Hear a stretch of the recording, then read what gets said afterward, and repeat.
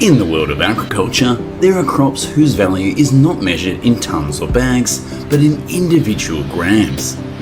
Yet they are powerful enough to create entire industries worth billions of dollars. What makes them so expensive? Let's explore the harvesting processes of these unique exotic crops together.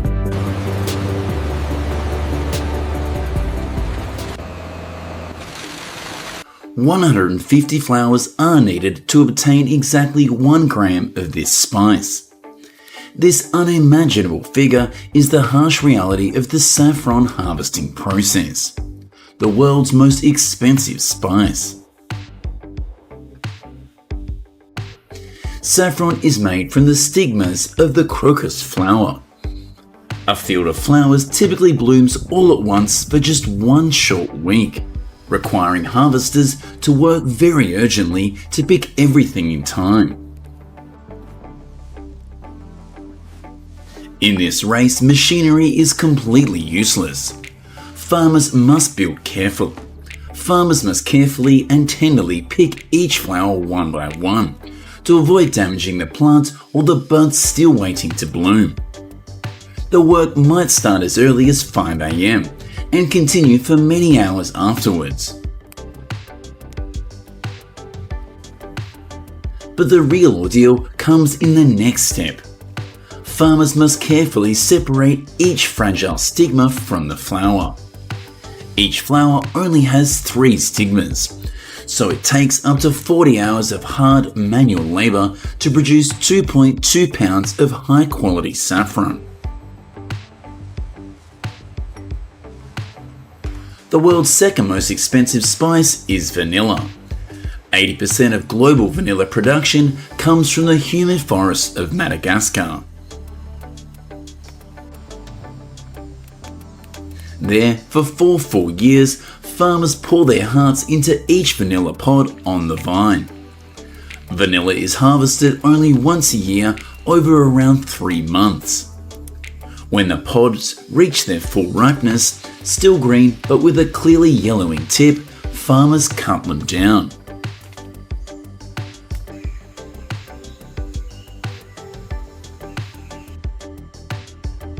Some farming households sell fresh vanilla right after harvest. These pods are packed into sacks weighing around 40 pounds, tightly tied and transported over long, bumpy dirt roads to markets or processing facilities.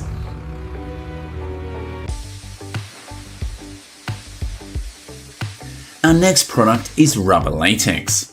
In 2026, global rubber latex production is forecast to reach around 15.2 million tonnes.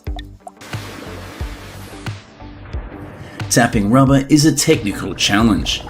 If the knife deviates by just a few millimeters, you hit the growth layer and kill the tree's life source forever. The cut must be thin, smooth, and just deep enough to reach the latex vessels.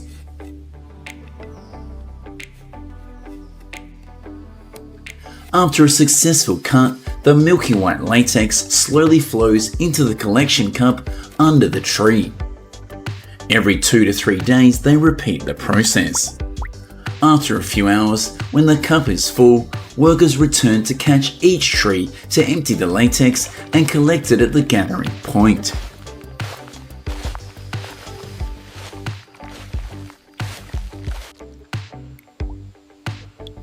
In the past, people had to venture deep into forests to search, while today, maitake mushrooms are cultivated in controlled rooms. In Japan alone, production of this mushroom reaches around 50 to 60,000 tonnes a year.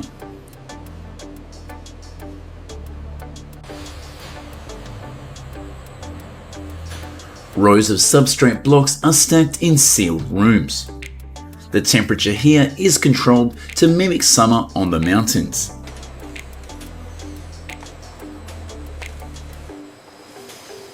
When the mushrooms reach standard size, harvesting happens surprisingly quickly. Workers drive tractors to pull entire mushroom racks to the conveyor area. From there, the mushrooms go straight to preliminary processing and packaging.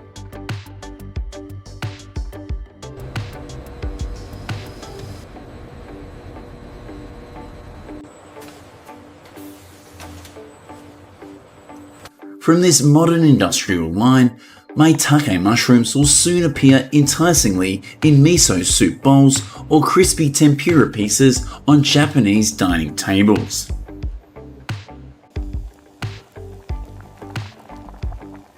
Humans have also successfully domesticated silkworms to produce silk.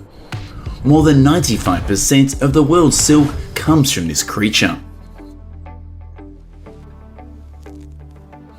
Harvesting occurs around 7 to 8 days after the silkworm begins spinning cocoons. Breeders must carefully pick each cocoon to avoid tearing the delicate silk layer. Then the cocoons are stifled and boiled to start unwinding the threads.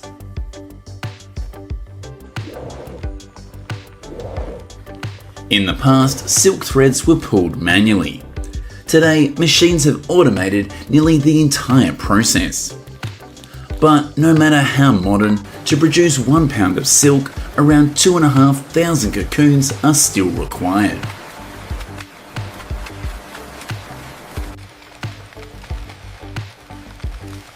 Our next product is dragon fruit. Worldwide, only around 20 countries and territories have the conditions necessary to grow this dragon scale fruit, with notable examples being Vietnam, Thailand, and Indonesia.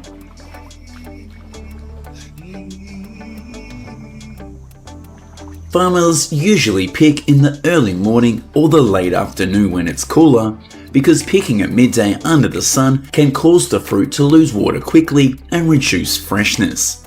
Farmers use scissors to cut each fruit decisively, avoiding yanking that could tear the branch.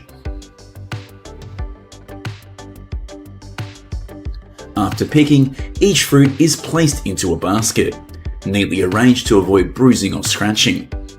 Full baskets are taken to a shaded area near the field, waiting for traders to come and buy.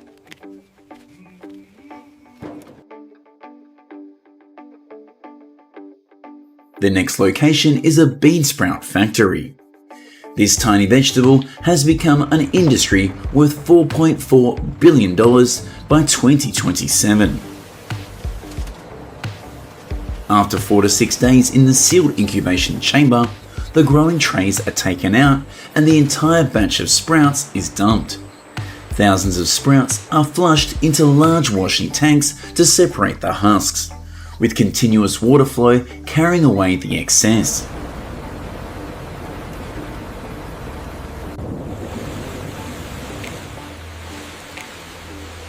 Next, they are fed into a centrifuge or shaker machine to dry the surface and extend shelf life.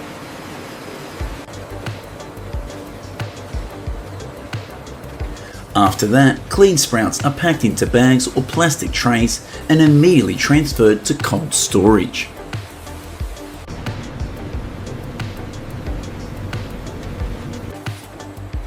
Another nutritious vegetable is celery root. Europe is the main producer of this product, with total output reaching up to 250,000 tonnes.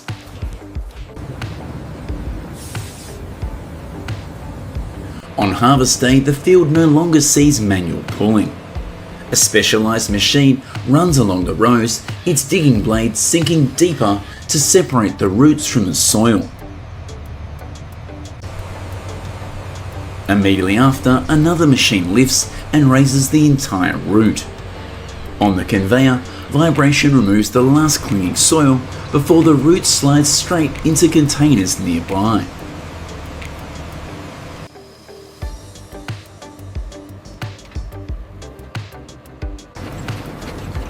Thanks to these machines, yields can reach from 35 to 60 tonnes a hectare. Everything flows continuously and rhythmically like a mechanical assembly line in the field.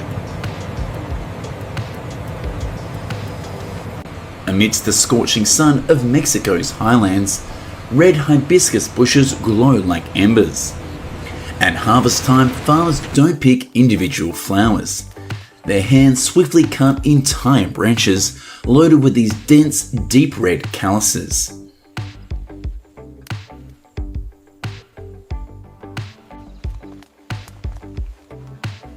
In just a few minutes, farmers hold a large, heavy bundle, However, both the calyces and the inner seeds are covered with a fine fuzz that causes itching with prolonged contact.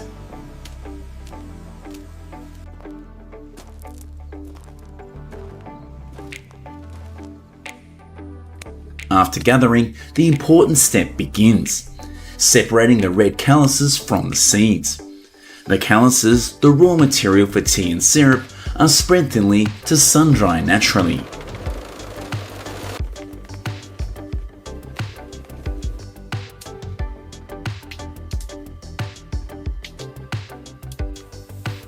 Unlike red hibiscus, lavender is harvested by machine. The machine's operation is simple. The front gathers lavender bushes, then the blades quickly cut across the flower stems.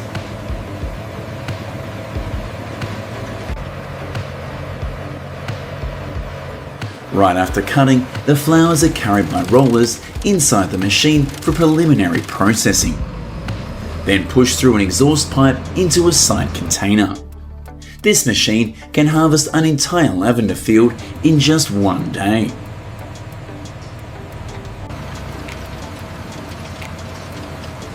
After harvest, lavender flowers are taken to processing plants to produce essential oil. The lavender essential oil market reached a value of around $410 million in 2025. Another beloved flower is the rose. In modern greenhouses, temperature and humidity are tightly controlled so that each rose bed grows uniformly and meets commercial standards.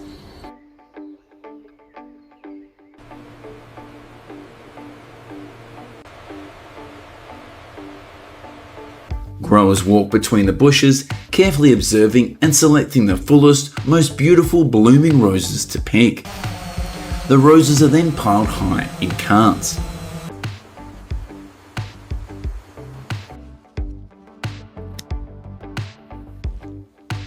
The work repeats for many hours, because every day delayed for the market means a day of loss.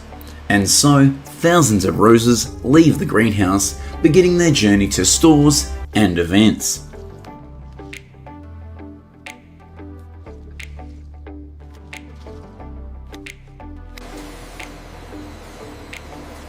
The next product is mustard. These tiny seed-like grains stand behind a market worth $5.1 billion in 2025. But to obtain those mustard seeds, the field must undergo a fierce purification by heavy machinery.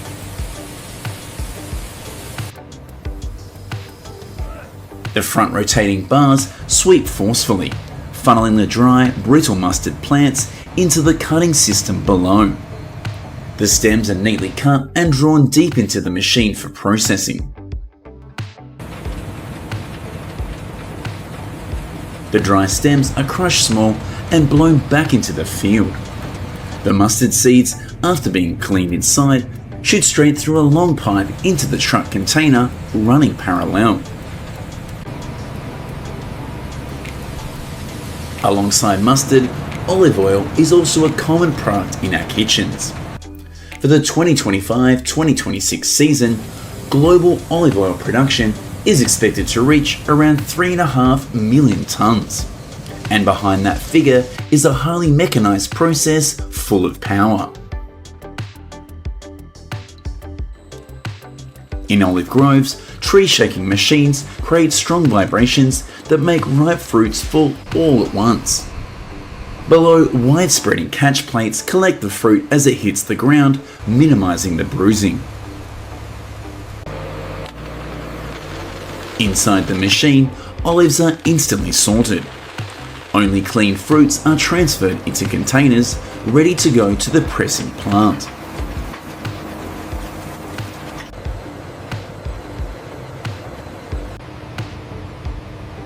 The next location is pineapple gardens in Brazil. This country is the world's fourth largest pineapple exporter, with production at around 2.3 million tonnes. At harvest time, farmers bend low, gently twisting the fruit to check ripeness, then pick it up. Each fruit is placed in a backpack basket, which gradually fills with each step.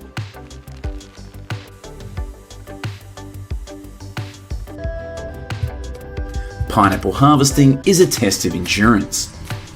Farmers weave between dense pineapple rows, sunbeating straight down until their shirts are soaked in sweat. The work repeats hour after hour until the pineapple containers are fully loaded.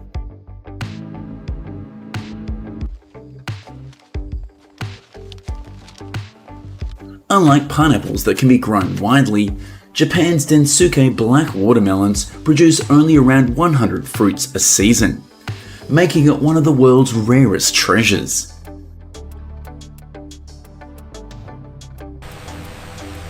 In the nursery garden, farmers use scissors to cut the stem decisively but gently. Even a small scratch can significantly reduce value.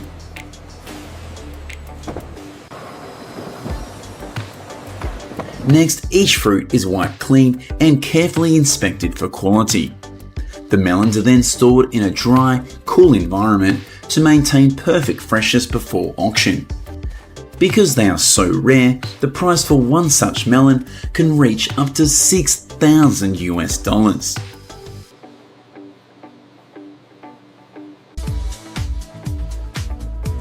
If vegetables and fruit are considered essential human food sources, then dried alfalfa is a favorite feed for livestock. The industry's market is projected to grow by an additional $3.2 billion during 2025 to 2029.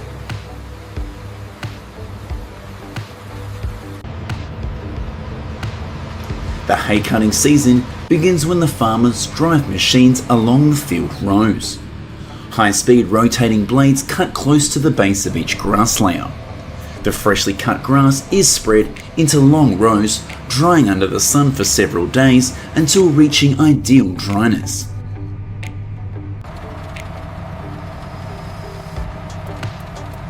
Then farmers use harvesting machines to quickly gather the dry grass layers. The exhaust pipes transfer tons of finished hay into containers on container trucks.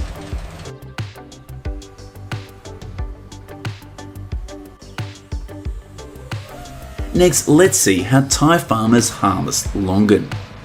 Each year, thousands of tons of this country's longans are exported around the world.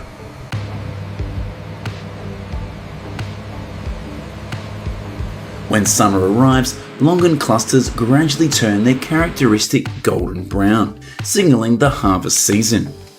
Growers don't use machines, but carefully select each cluster in the right ripeness, trying to keep the stems intact so that the fruit stays fresh longer and avoid skin bruising.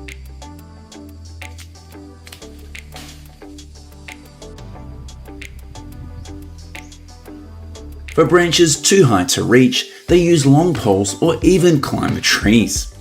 Every action must be gentle to lower the entire cluster without dropping fruit or affecting quality.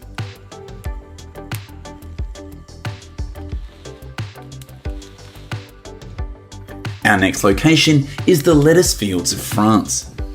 This country is expected to harvest 427.5 million heads in the 2025-2026 season. The entire process is mechanized to ensure speed and uniformity.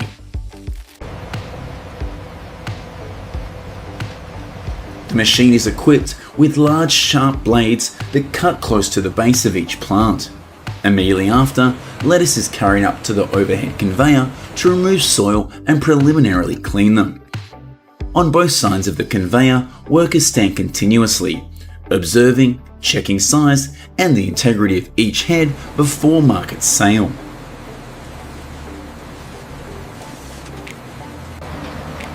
Like lettuce, these delicious tubers are also harvested by machine. First, the front digging part of the machine loosens and lifts the soil layer, exposing the potatoes above the field surface. Next, the potatoes pass through a vibrating conveyor system where clinging dirt and sand are shaken off. Afterwards, all potatoes go straight into containers.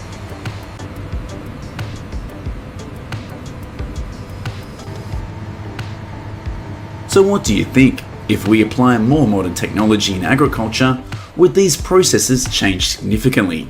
Please share your thoughts and follow the channel so you don't miss the next in-depth analysis.